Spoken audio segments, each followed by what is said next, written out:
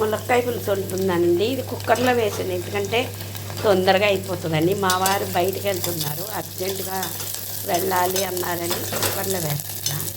ఉల్లిపాయలు వేయండి, వేగుతూ ఉన్నది. తర్వాత మునక్కాయ ముక్కలు వేసాను.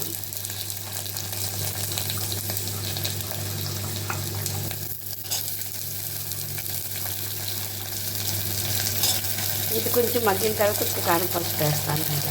కొంచెం మునక్కాయ ముక్కలు మగ్గిన తర్వాత ఉప్పు కారం పసుపు వేసానండి. ఆ తర్వాత కొంచెం బెల్లం వేసాను.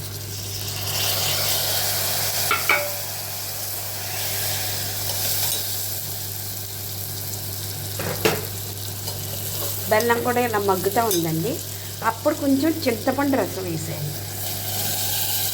అంతేనండి, ఒకటే విజిల్ రావాలి. ఎక్కువ వచ్చినాయి అనుకోండి మెత్తగా ఉడికిపోతాయి మునక్కాయ ముక్కలు. ఒకటే వస్తే మనకు తగ్గట్టుగా ఉడుకుతాయండి.